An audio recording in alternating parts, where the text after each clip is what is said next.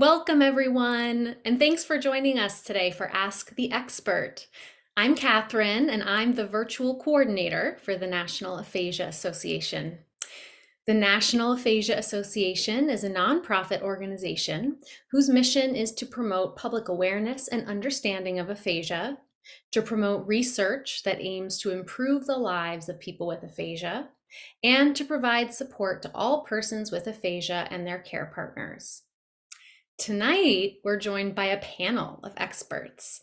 We're excited to welcome Bryn and Robyn Bowles, who will be sharing their experience with aphasia. And for them, it's not only an aphasia journey, it's an odyssey of discovery, hope, and connection.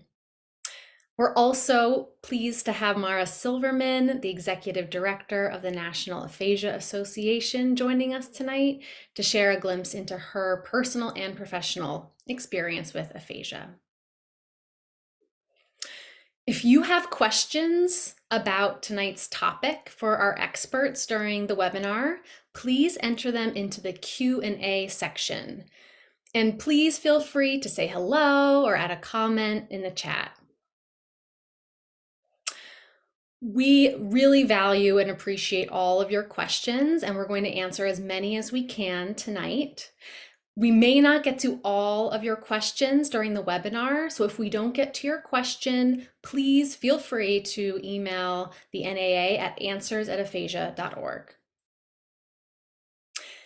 And now I am honored to introduce our experts for tonight. So first we have Bryn. Bryn Bowles is a 2016 graduate of the University of Arkansas and former critical care registered nurse. She's worked in Arkansas and Alaska. She loved caring for critically ill patients in the intensive care unit.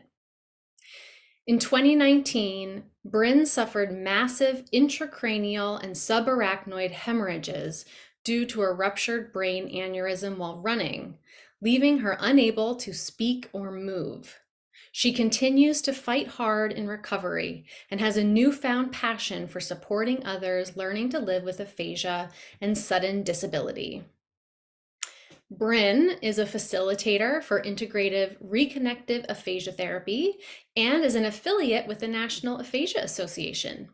She leads the Tip of My Tongue team, word finding, and technology aphasia groups. Bryn grew up in South Lake, Texas, and currently lives in the Pacific Northwest with her service dog, Kodiak, and Chihuahua, Margie Lou.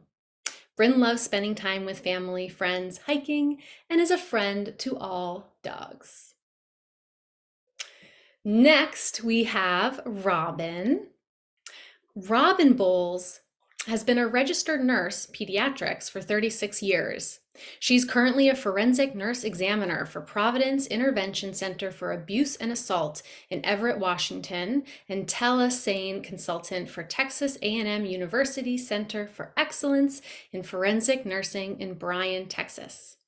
She was a key partner in the development of Courtney's Safe Place, North Texas's first freestanding forensic care clinic in Plano, Texas.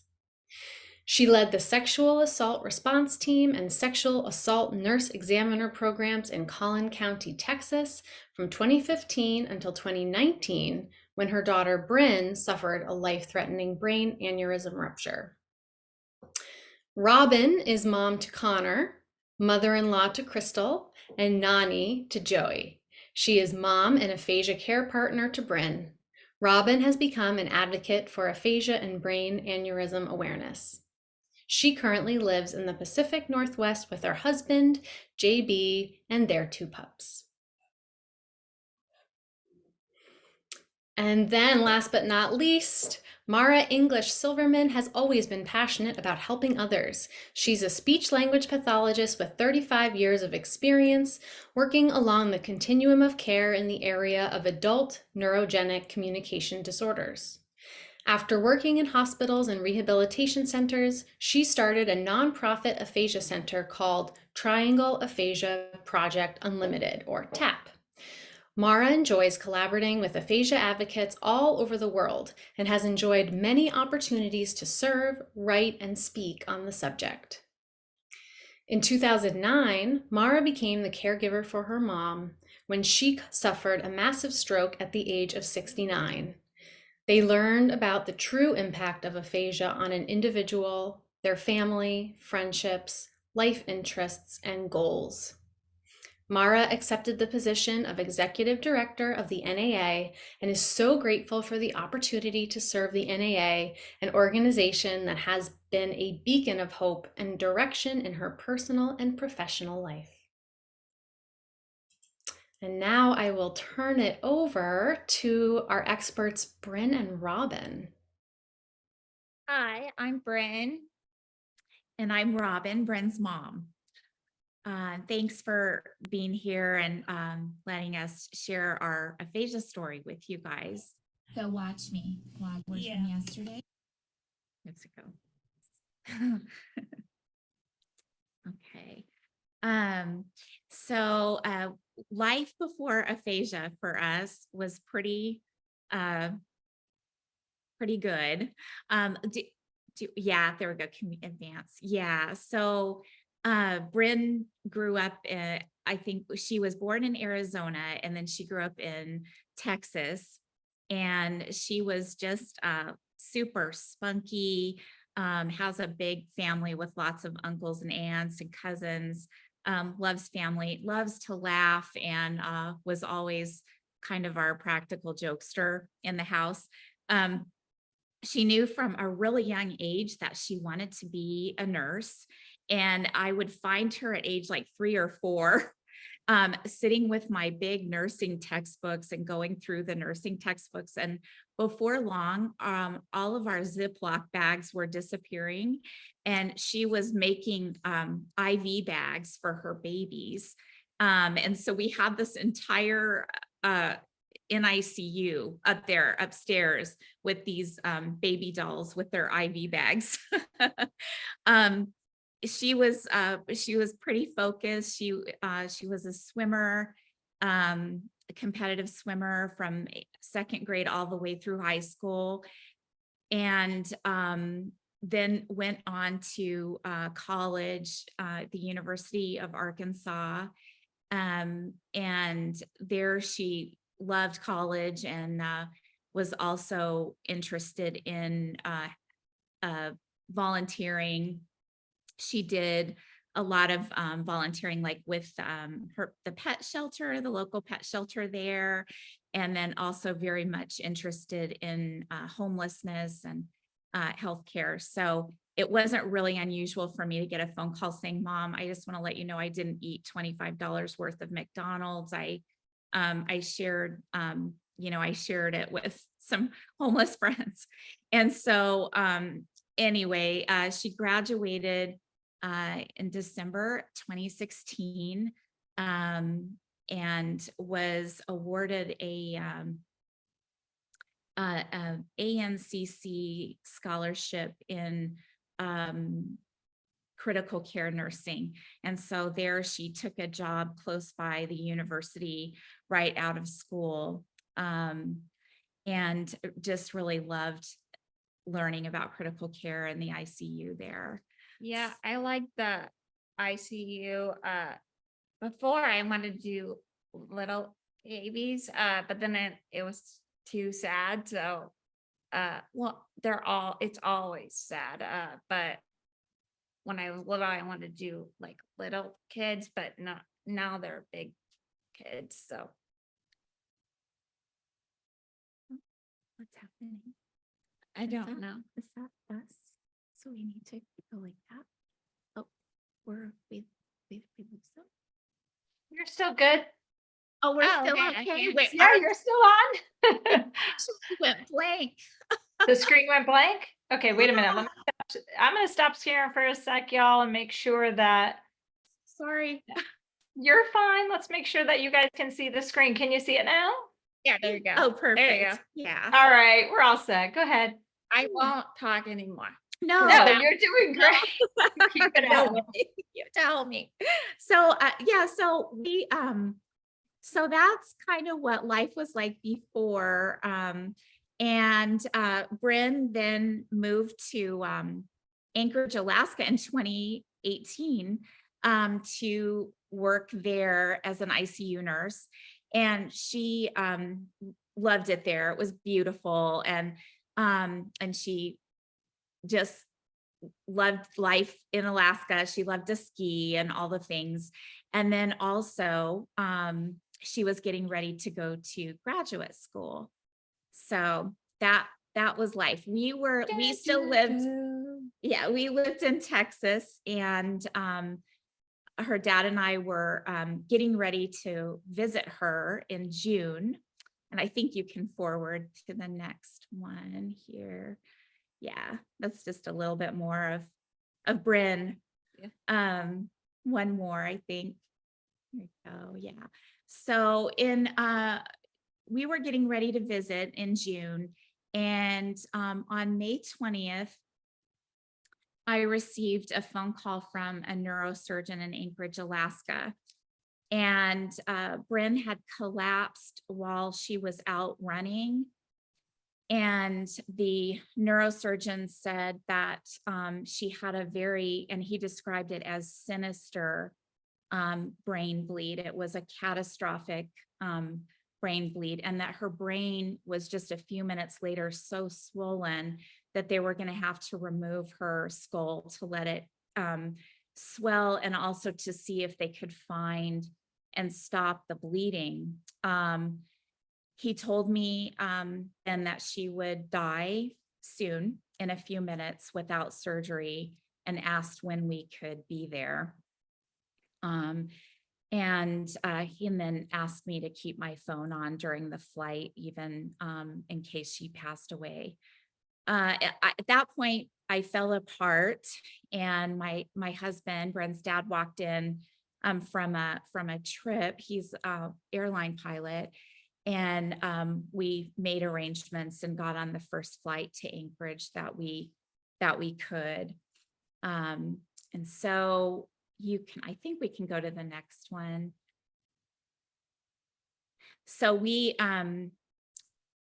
were in the ICU for 30 days, where Bryn was cared for by her own colleagues. And she actually was a patient in the ICU where she worked. And those were some of the first day. The picture on the left was some of the first days in the ICU. So neurosurgeons and radiologists, they use a scale to predict the prognosis of subarachnoid hemorrhages, and it's called the Hunt-Hess. And they, like, grade 1 would be the best possible prognosis outcome, and then grade 5 is the worst. And so on a scale, Bryn was a Hunt-Hess grade 4, and that carries an 80 to 90% mortality in the first 7 days.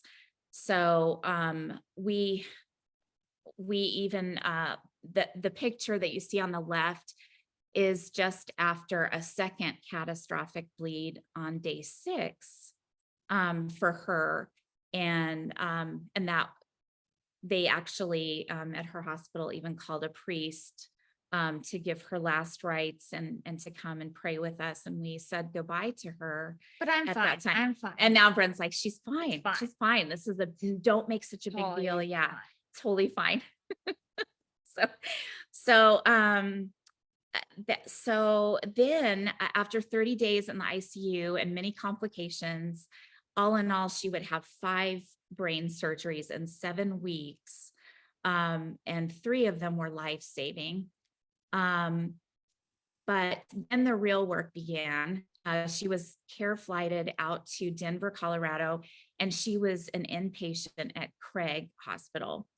And I don't know where we would be without Craig Hospital today. They were amazing, but they kind of kicked off the recovery that was just really hard work. And there you can kind of see some of the things we did at Craig. Would you like me to show the video too? Yes. Yeah. So when Bryn first, we really didn't know how much of Brin was still there. And she could only say you.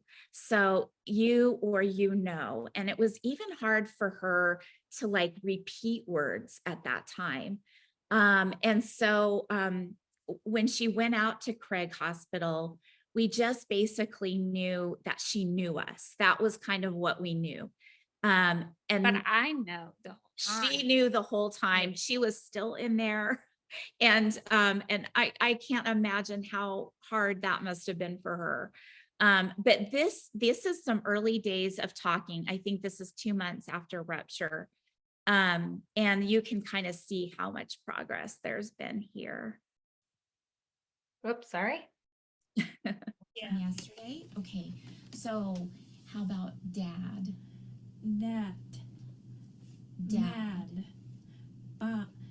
You. Okay, so watch me. Watch You me. like you now. Watch like- me for a second. Derek. There. Dad. Derek. And dad. Be. You. Dad. You. Just No. reset. Push the reset button. Take a breath. Take a breath. Dad. You. Like you know, but you know like you. Everything that's you know exactly what you want to say, but just it's having a hard time coming out. So You now. let's try Margie. Margie. Yes. Margie. Margie. Yeah. Yeah. You love Margie. Yeah. She's so cute. She is so cute. Yeah. And then Nana. Nana. And then Kim. Aunt. Oh wait. Yeah. Oh, Yeah. You. Kim. Me.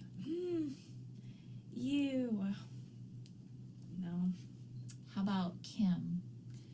Kim. Yeah. Good. So today is July 5th, okay? Yeah. And we're just gonna use this as a reference point Okay. for more video later. Okay. Okay. I like that guy you asked. He's out there. He's not gonna watch. Yeah. So now I was going to have Brin kind of talk about what it was like for her a little bit.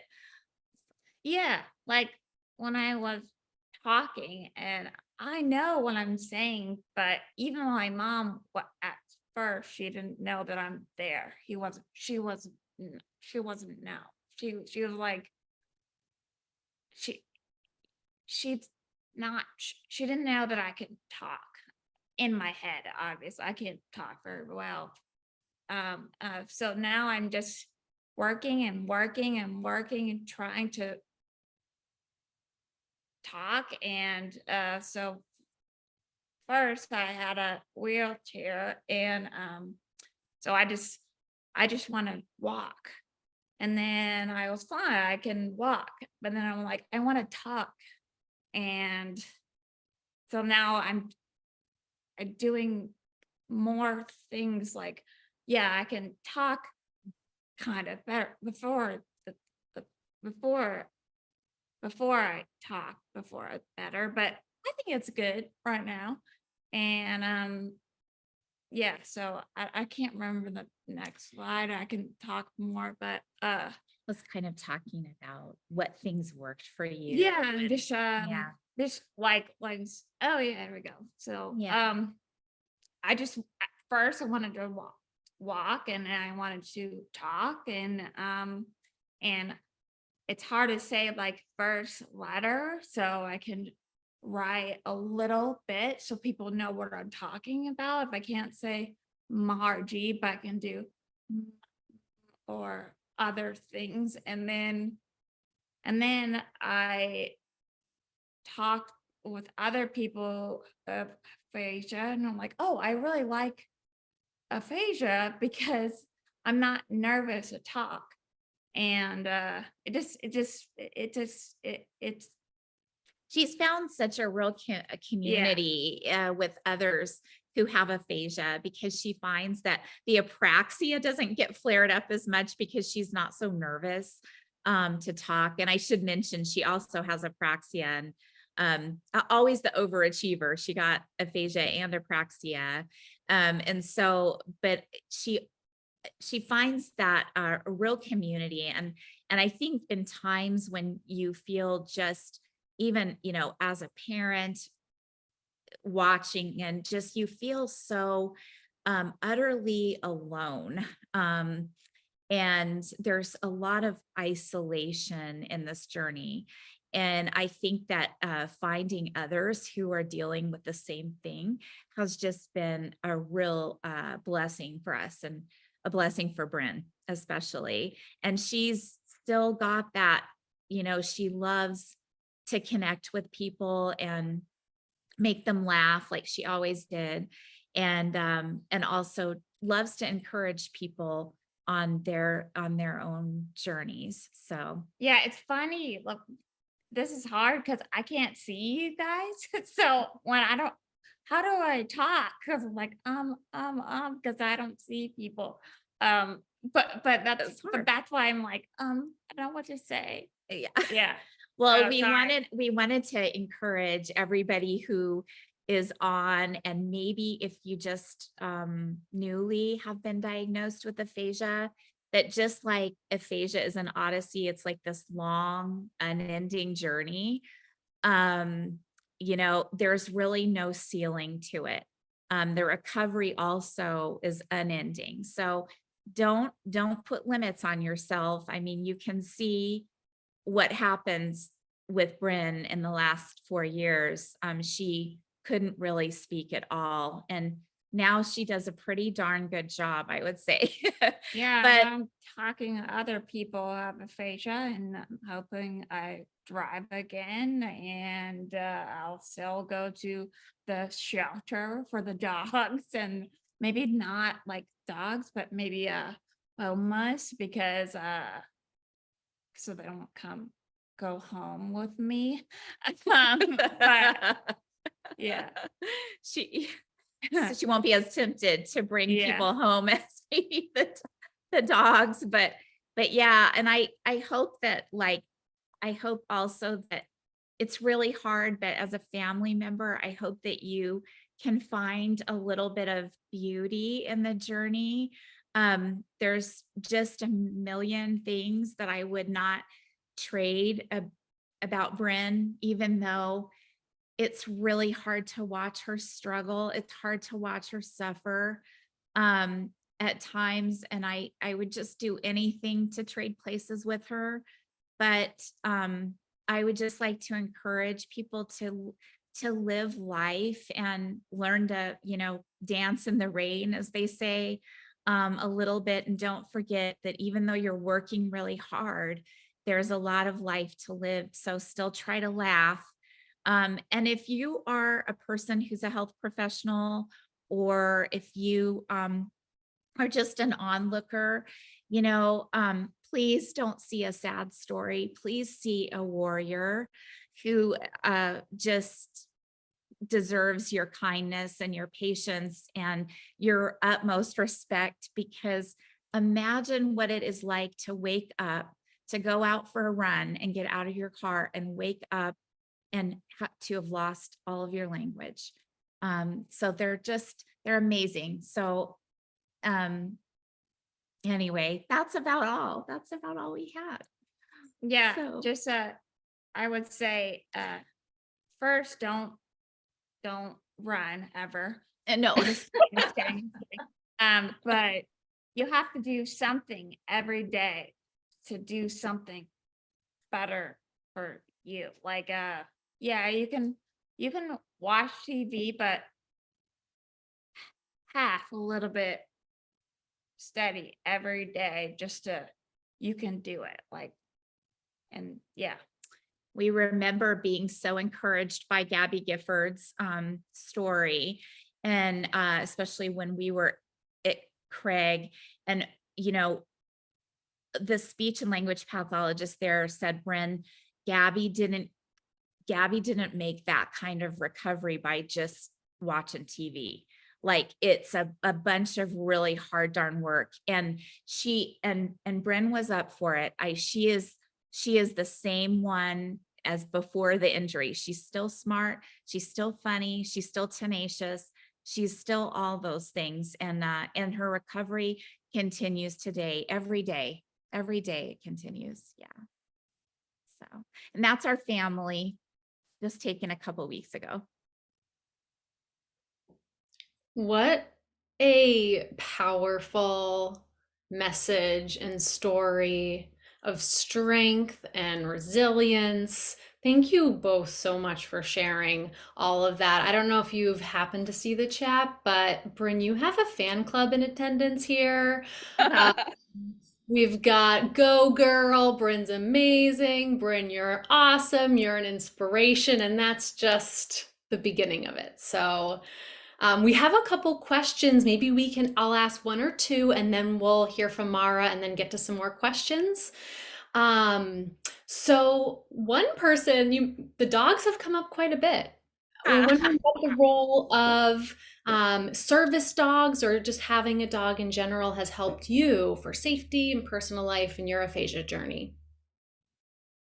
Yeah. So Kodiak,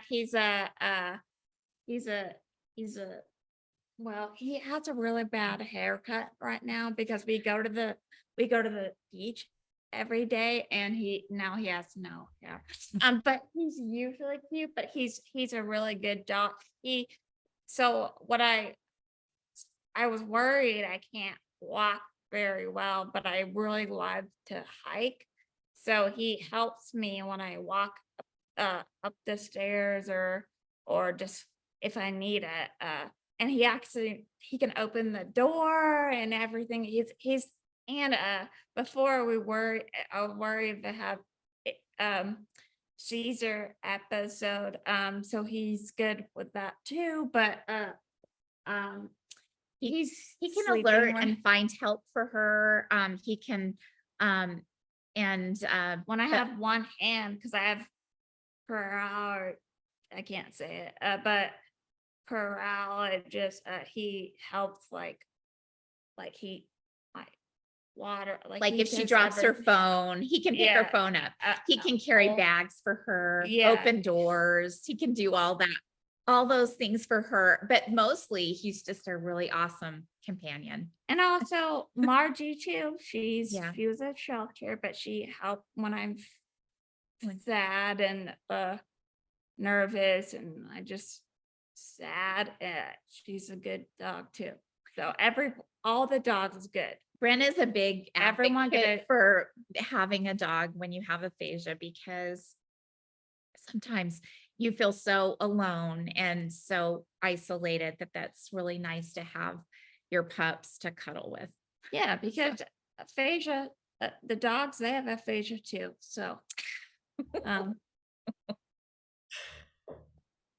just Amazing.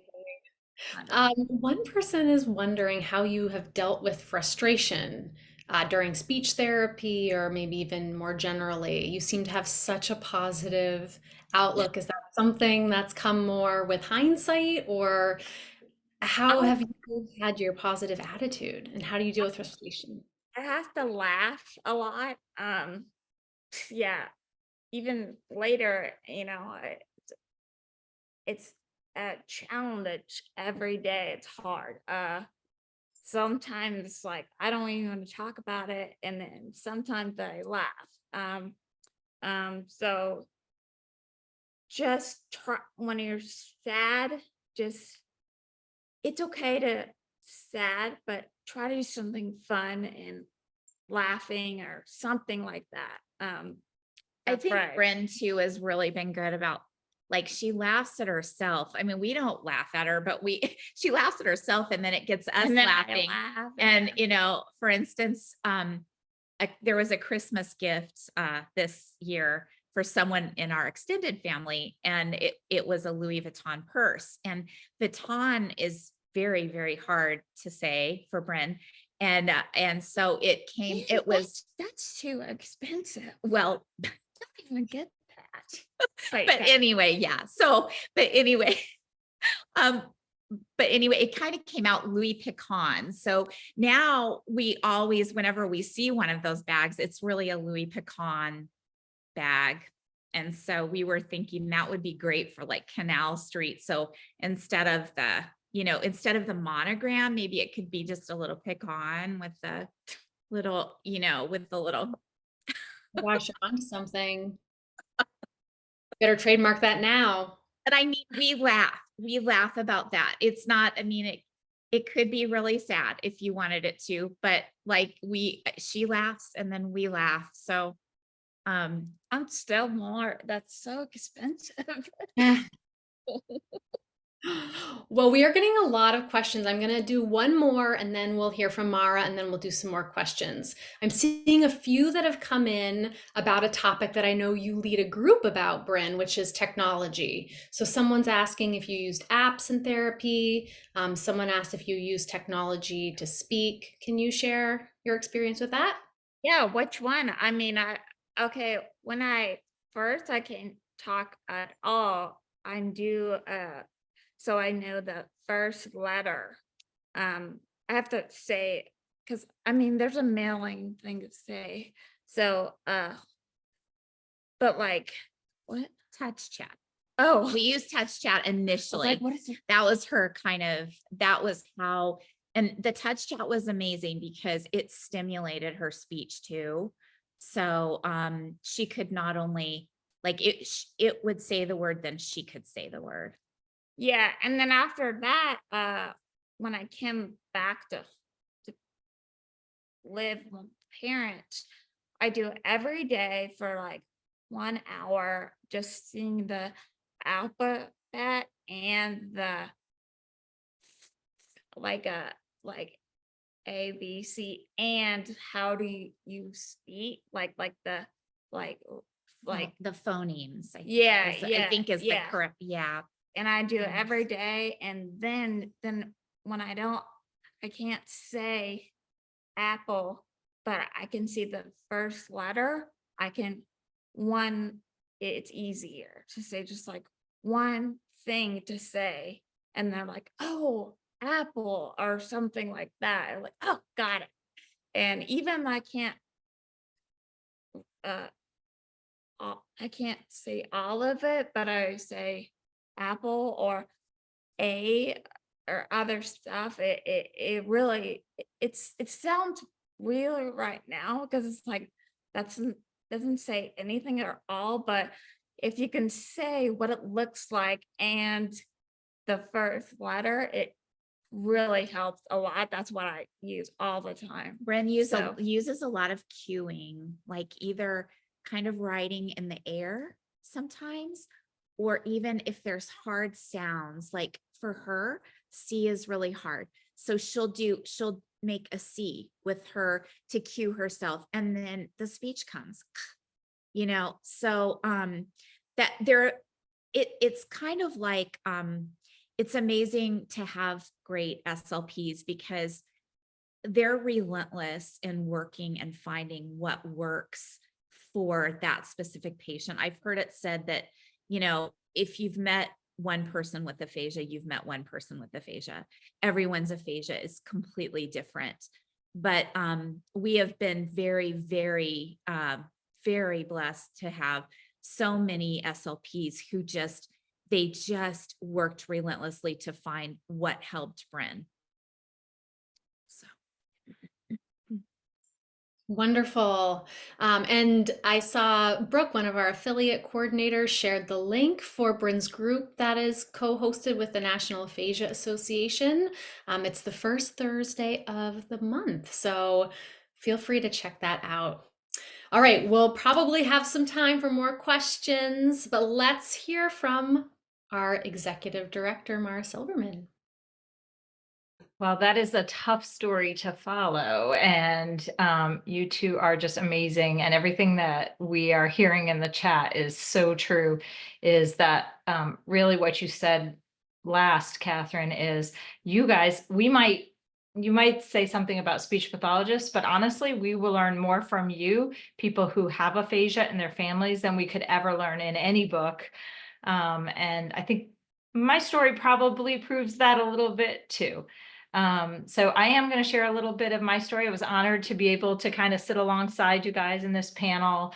And, but I think the words Odyssey, and the journey and the, unremitting, effort and stuff really just meant a lot to me too. So I was happy to add to this story. All right, so I will share my screen again. And we're going to move from this really pretty family to another journey. And this is really my story. And I call it either the great cosmic irony or a gift beyond measure. I guess I'll have to shorten that for when I write my book someday, right? Because I, like many of you, had a plan, right? I was going to have the house, the white picket fence, the dog, and the 2.5 kids. I don't know where the half kid comes from, but I'll take it. I do have the dog, so that's good. That's joy. I also wanted to be a speech pathologist. I knew exactly, like you, modeled after your mom. And by the way, my mother was a registered nurse. And so I have big kudos for nurses. But I always wanted to be a speech pathologist. I remember the first person I saw who was a businessman in my neighborhood. And I knew he knew what he wanted to say, but he couldn't get it out. And it was like an aha moment that I wanted to help people who could communicate more than they could speak. But as most plans happen, there's your plan A, and there's another plan that's in store for you. So I did have and am blessed to have an incredible husband who married me, even though I had one little guy and he had 2 little guys. And with that, we had enough of a brood, but I somehow convinced him to have another guy, which was supposed to be a girl, but it's another guy, and that's fine. Along this journey, my father suffered from esophageal cancer. He passed away. My son was born. And the very next month, I said, hey, how about we start a nonprofit organization called the Triangle Aphasia Project? And I'll quit my lovely job that was making a good income to really be my dream. And I remember my husband saying, if not now, when? You're meant to do it. So I really did. But then life changed for me too. So I was leading TAP for a good 6 years. My biggest fan was my mom. But my mom was driving from Pennsylvania to Washington, D.C. because she was a ultimate caregiver, and my aunt was ill. So she was going to take care of her when she suffered a massive left hemisphere bleed while driving. So there was obviously some miracle that she survived that and didn't hurt anybody else. When she reached, when the cop who saved her life actually pulled her over, they said, ma'am, can you get out of the car? She reached her left hand up and went like that, was paralyzed on the right side. He called my number because I had been psycho dialing her for the last hour trying to reach her. And they handed her the phone. I'm telling you this story because they said, ma'am, she can't talk. Don't bother talking to her. She can't talk. And I said, give her the phone. And he put it up on her ear. And I said, Mom, you're going to be okay. We'll be there. You're going to be okay. So she went to Hershey Medical Center. We then, after the same surgery to release that pressure and get rid of that blood, she was, we drove her down in an ambulance to Wake Med Hospital here in Raleigh, North Carolina, where she ended up living the last 11 years of her life. The story is that this is what they saw. And I just so appreciate, Robin, your comment to everybody about if you're a healthcare provider and you see somebody who looks like this. My mom's hair was a mess. She might have a worse haircut than your dog, Brin. I don't know. But at that time, my mother wouldn't go to Walmart in sweatpants. The woman dressed was beautiful in terms of her hair and her clothes. But when she walked in, this is what she looked like. Flat affect. There was a tube up her nose. Her face was dirty. There was blood all over, and her hair was a wreck. They saw and they talked about a 70-year-old woman with chronic AFib, mitral valve replacement, a large bleed, surgery. She had swallowing problems. She was widowed. The family didn't live in state. She had global aphasia and right hemiplegia. They said she will never walk again. She will never leave a hospital. She'll never eat or talk again. But we knew different. And that's about looking at the person behind the patient. The patient is only one, is that moment in time. My mom was a mom, a grandma, a sister-in-law. She was the best friend you could ever imagine. She was a widow coping with the loss of her very best friend.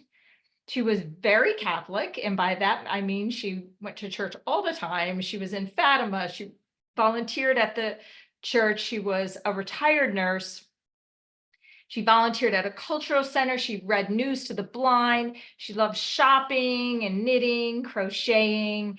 She loved playing cards, planning parties, and knitting. And that's what we wanted people to see. I remember writing big signs on the wall that said, this is my mom. And they kept ripping it down because they said it was against HIPAA laws. And I kept putting it back up so that everybody knew who she was. So you guys talked about bridging therapy into life. And from the first moment that my mother went into rehabilitation, the effort was to engage with the things that she is passionate about, because that was going to help her talk. And your story, when you were saying you, Brin, and you were really trying to get those words out, it reminds me that my mom was in rehab, and I ran into the occupational therapy gym and I saw her working on putting little nails and screws into a container. And she was asleep. I mean, like drooling, not paying attention. And they said to me, well, Maura, your mom is not paying attention. She's not being compliant. And we are going to have to bring her back up to her room. And so I know many people have heard the story before, but I got a cold washcloth and I washed her face off and I said, come on, Mom. And I paid her back for every time she woke me up before 11 a.m. when I was a teenager. And I said, come on, Mom. And then I looked at the OT and I said, my mom has never touched a nail or a screw in her entire life. This has no meaning for her. It doesn't impact her life. But she does say the rosary every day and twice if you have a headache. So we went in her little pocketbook. You know, y'all have those little pocketbooks where it pinches your finger when you close it. And I opened it up and I pulled her crystal rosary out and I put it in her hand. And that hand that they were trying so hard to get to work started working. And she was pushing those beads. And as she did, she started praying. And those words came out beautifully. And that was the impetus for the rehab team to realize, if you want this woman to work, any person that you're working with in rehab, you have to tap into their passions, like her friends, her family, her hobbies. This was us actually going to the DPAC to see a show, which she, of course, loved to do. So I think it really has to do with what you see, what your view is. You could look at something like Bryn and Robyn were telling us about positivity. You could look and see boat, or you can see land. So what was it that made my mom's journey with aphasia relevant to me as a speech pathologist, as somebody who is a fierce advocate for people with aphasia and their families? Because everybody kept saying to me, oh, she's so lucky that she has 2 daughters who are speech therapists, and she's so lucky to have you. And I thought, there's nothing lucky about this. This woman was just getting to her life again. This is no gift. But maybe it was, because sometimes a gift is in what they give to you that you then can give to other people. And what my mom gave me was lessons in compassion, in empathy, in radical empathy, actually, in understanding and patience, and most of all, in perspective, because every person that I see that has aphasia is not seen as a patient, but is as a person with passions and loves and interests and dogs and family and all of that. And the more you learn about that person, the more your therapy is going to be relevant to them. So I would echo Robyn and Bryn's comments about getting to know the person and their passions to be a bridge. So thank you for letting us tell our stories, and we'd love to continue to hear yours.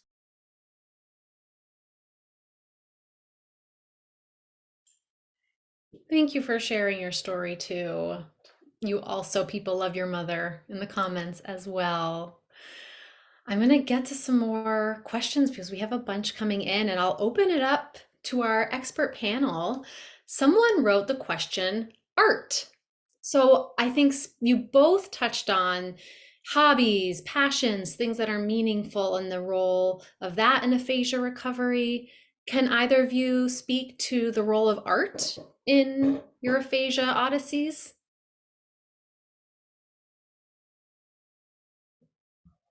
Oh, Bryn and Robyn, you are muted. Good. With art, I would like to. I will say I'm not good at art, but I will. I wish that before this happened, I wish I can guitar and and drawing. I wish I so now sometimes I have to. Are you actually asking drawing or Um, asking if art has kind of played a part in your recovery. I mean, at Craig, she painted a little bit and Yeah. stuff, but yeah, we always used to joke that we're not very artistic and we're not neuro nurses, but now we are. I know. So, but I'm like, I we're wish still I not was- artistic, but we Yeah. are neuro nurses. I wish that I was good at drawing before, because it would be really so I can draw again. So like Yeah. they're like, what are you saying? What? I'm like, Then she it's like it looks And then you could draw it. yeah, then she could and draw it. yeah. So that's one thing I wish I can do drawing, but I will say that the idea of drawing as one form of art, because there's lots of art, could be both communicative, so you can use it to help make your point and to add to it. Many people do that in therapy as well. But it also has to do with all types of art, things that bring you passion. And I told you guys the rosary story. What I think is the important piece is that there's what happens in therapy and then there's what happens in life. And to have a bridge, you have to keep going with that.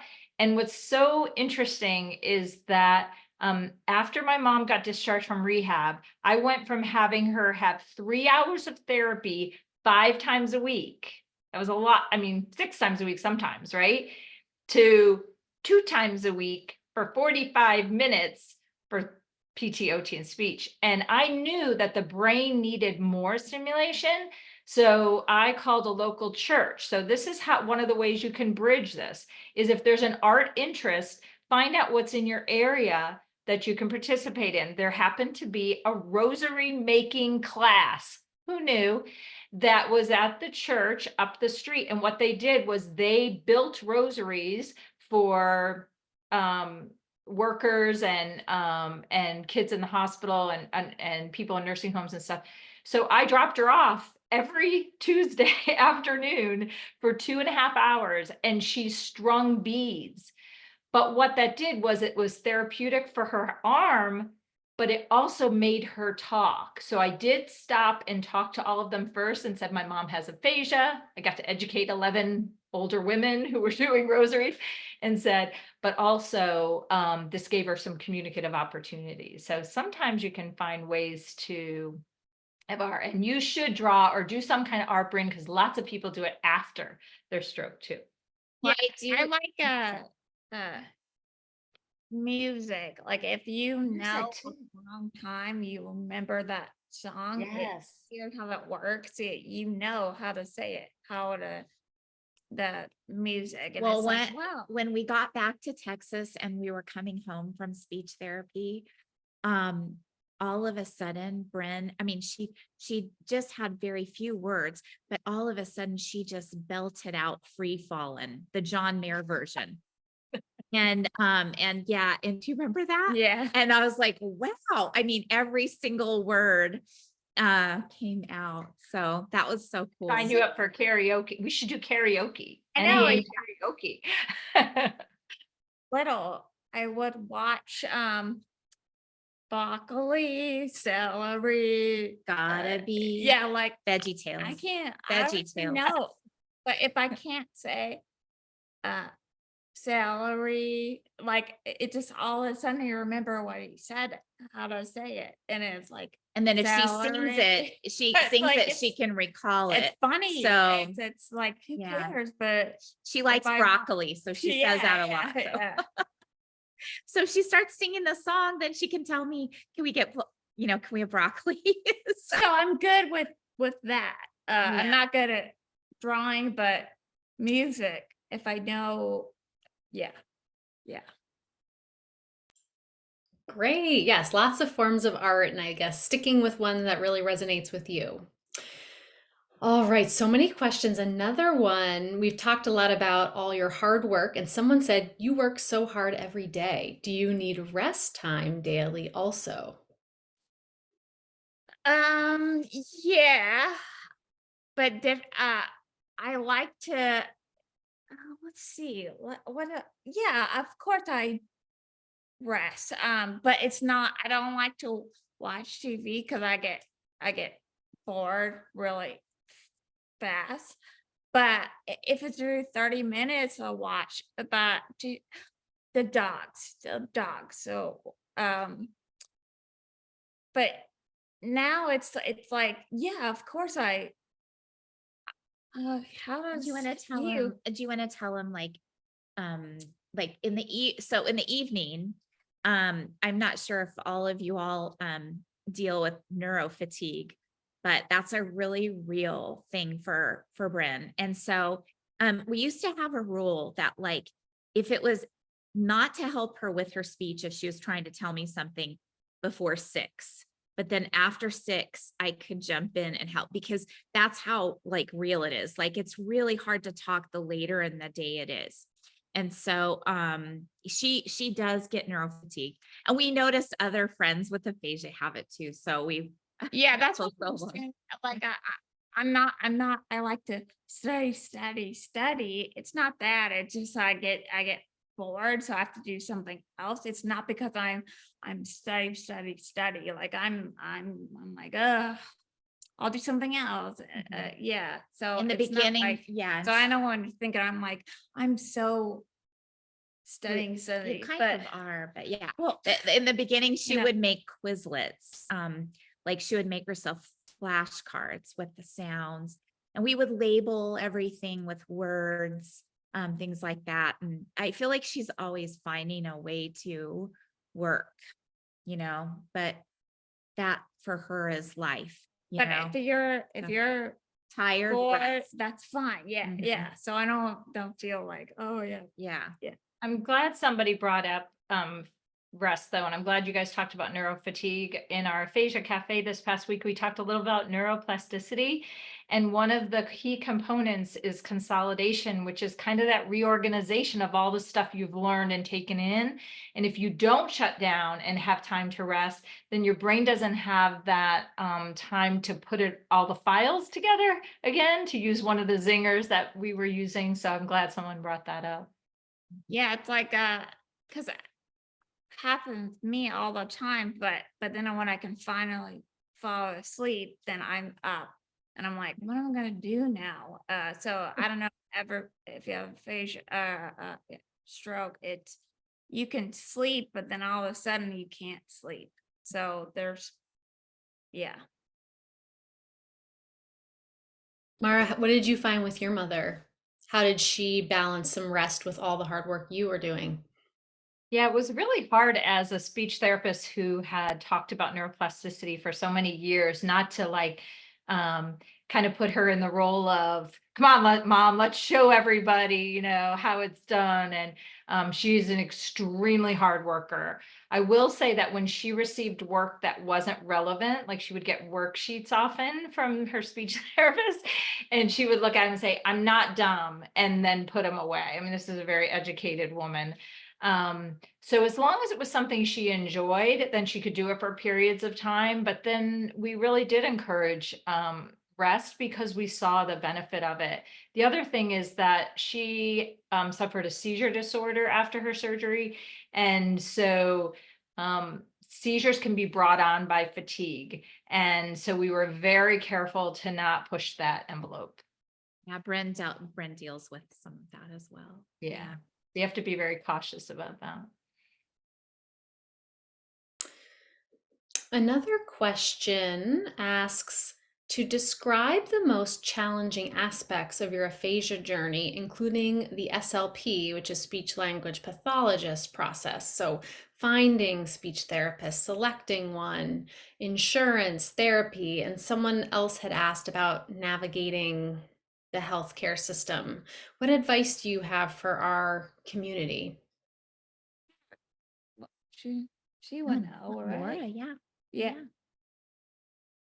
Well, you guys could answer too if you had, I mean, people will say that they tried some speech therapists and then they didn't really click. I would say number one, it's always okay that if it doesn't click, then move on. Find somebody else that it does work with, because it's a relationship and those are very important communication tools is working together.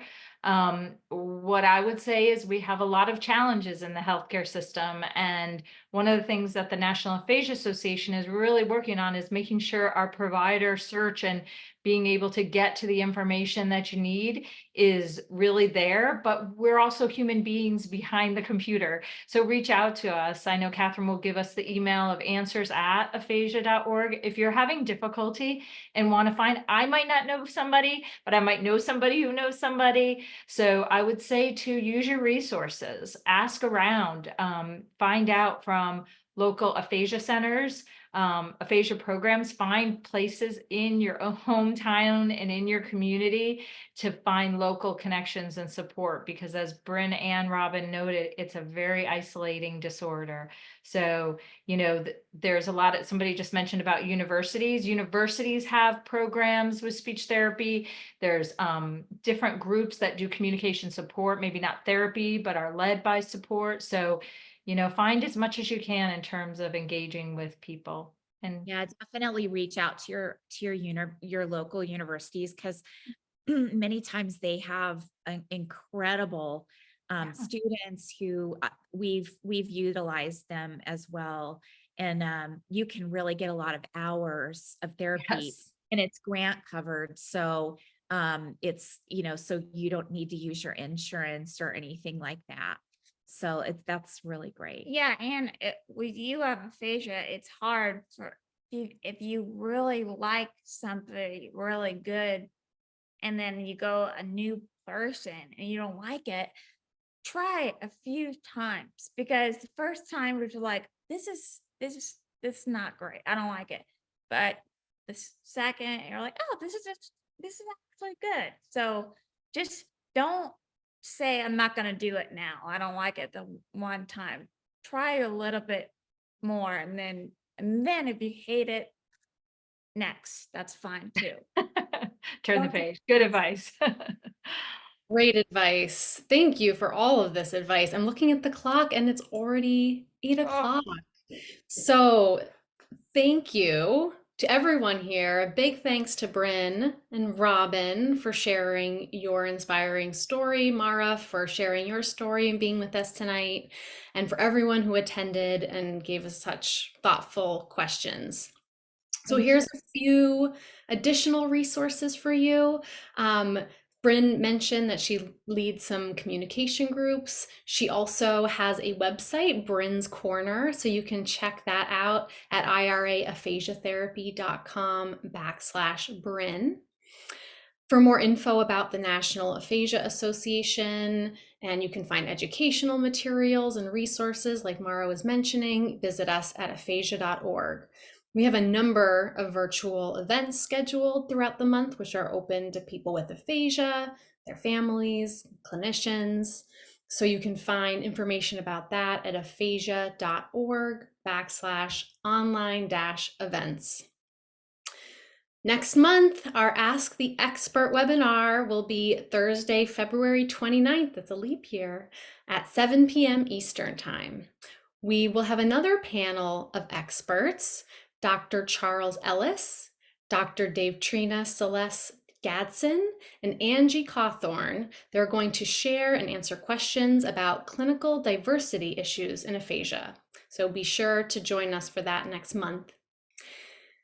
And if you have any additional questions, either ones that you wanted to ask about tonight's topic that didn't get answered, or any other questions in general, please feel free to email your questions to answers@aphasia.org. And if you have any feedback, comments, or suggestions about Ask the Expert, email me at catherine@aphasia.org. So thank you again for joining us tonight. Thank you, I want Brin. to stop for you for a second. You have thanked Bryn and Robyn, and you thanked me, but I think we want to thank you.